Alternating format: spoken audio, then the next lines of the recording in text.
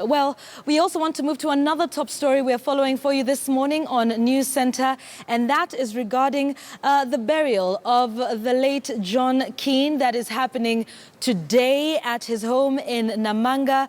As per his wishes, we have our Murimi Mwangi, who is joining us live from Namanga today to tell us more about this. If we have him ready, we can speak to him. Murimi, thanks for joining us. We understand the whole ceremony was to begin at 9:30. I'm taking a look at the program. What's the progress? Has the ceremony begun? Good morning, Yvonne. Indeed, the ceremony has not yet begun, but most of the expected guests, of course, friends, colleagues or former colleagues of the late John Keane are here. But of course, I understand that the function is to start in the next 1 hour or so. And quite a big number of people streaming in here are people that have over the years worked with the former politician, giving stories of how he fought for the rights of the downtrodden, particularly for the minority groups, including the Ma community. And there's more to hear from some of those people. I can see former ministers here, and in fact, the first person that I will be speaking to is a former minister in the Ministry of Forestry. That was the last ministry that you held. What, from your perspective as a leader who worked with the late John Keane, would you say is the greatest lesson that he has left for the younger generation of leaders that we have? Well, John Keane was a nationalist. He belongs to that group of Masinde Muliro, Ngala, and other leaders who were indeed what I call national leaders. In his days, when he was young, I remember he vied for a seat in Trans Nzoia, and yet he was a Maasai. Trans Nzoia is mainly Luhya, Kalenjin area, but he, being a nationalist and being a cadre of leaders who were accepted by Kenyans as national leaders, he had an opportunity to come and stand for elections in Trans Nzoia, and that shows you what type of a person he is. But more recently, of course, he was elected as Member of Parliament, and I met him in 1988. He was an assistant minister. I was also an assistant minister. So we worked very, very closely with John Keane, and I can assure the listeners and those who are viewing this program that we have actually lost one of the strongest leaders who talked for the poor and talked for his community, the Maasai. He was a national leader in the real sense, because some of the things he has done, even after Parliament, shows that he's a national leader. For example, when I was Minister for Forestry and Wildlife, he donated his land for conservation. And he was very, very keen to make sure that the Maasai can live together with the wildlife, which is a resource for economic development of this country. And he, even up to now, his land is being used by the KWS for conservation. So I have lost a friend who was a national leader who set standards that some of us cannot reach. The standards he reached, for example, is that he spoke his mind. He was not afraid to speak his mind, to speak for his people. And of course, again, he never at any one time said he was going to retire from politics. I remember going to see him in Karen Hospital 2-3 months ago, and the man still was a real politician. He wanted to know how the young people are running government. I happened to have an opportunity to put parties together. He was very interested in that. He interviewed me, although he was ailing and he had problems to speak, but he wanted to know how is it that the President Kenyatta was putting these parties together, and was it going to help? And he was very interested in that. So that goes to show that actually there is no need to tell anybody that you should resign from politics. John Keane, at the age he was still interested in politics. He was interested in development of this country. He was interested to know that his community were advancing, and he actively talked about politics.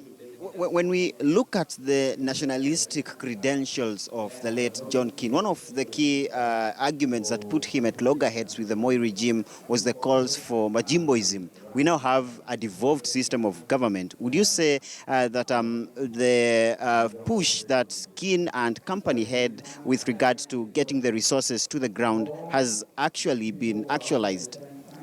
Actually, for his group, this is one of the nicest things that has happened before he died, that to have a devolved system where funds from the national treasury can go down to the villages, go down to the counties.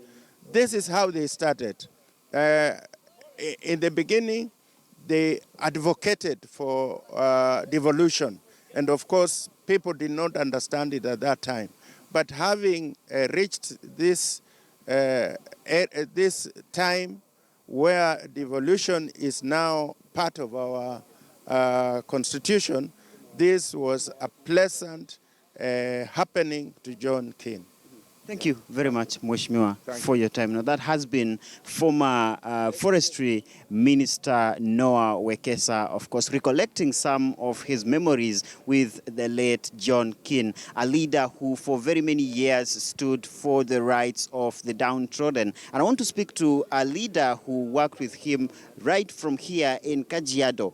You are a former MP for Kajiado South, and one of the credentials that goes down with the late John Keane is his calls for more resources to get to the grassroots, particularly here for the Ma community. Would you say that has happened over the years? Yeah. I was an MP for Kajiado Central, not Kajiado South. And John Keane has been a friend and a father for a long time. When I joined politics back in 1979, and I was elected, 1988 as an MP for Kajiado Central, actually he was my mentor. We were in the same party, that is KANU then. He supported me fully. And I was elected a member of parliament for Kajiado Central. John Keane has loved his people, the Maasai. John Keane has no boundary for anybody. He is not a tribalistic. He has no ukabila that is existing now. You remember in history, or we are told that he once fought for the MP in Kitale. And you can imagine, he went there solely as a person, and actually was defeated by 7 votes. That's what we are told. John Keane loved everybody. The only thing, you will come across John Keane, and then you will not be together with him in maneno Kabila, especially when you try to fit the Maasais, because it was for the Maasais. Whether you are who, try to say, to sideline the Maasai for that matter, actually, you will not be his friend. Yeah. What do you think the younger generation of leaders have to learn from the late John Keane? Well, they have to learn one thing. He was not a ballistic. He has no tribe. And he also married outside that tribe. He himself. And the young generation should know that.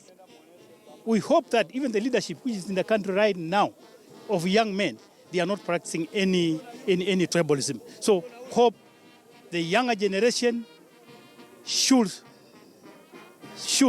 support the current generation for that matter. Thank you very much, Mheshimiwa, for your time.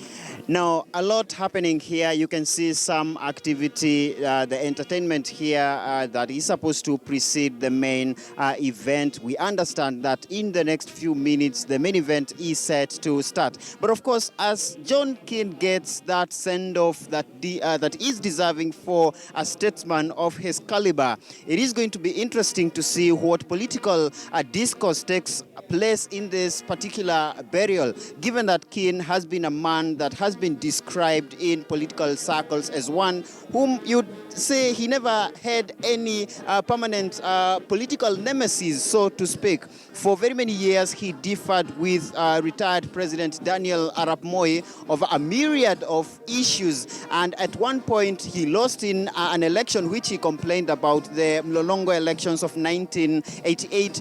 Yet the Moi regime still gave him a ministerial position.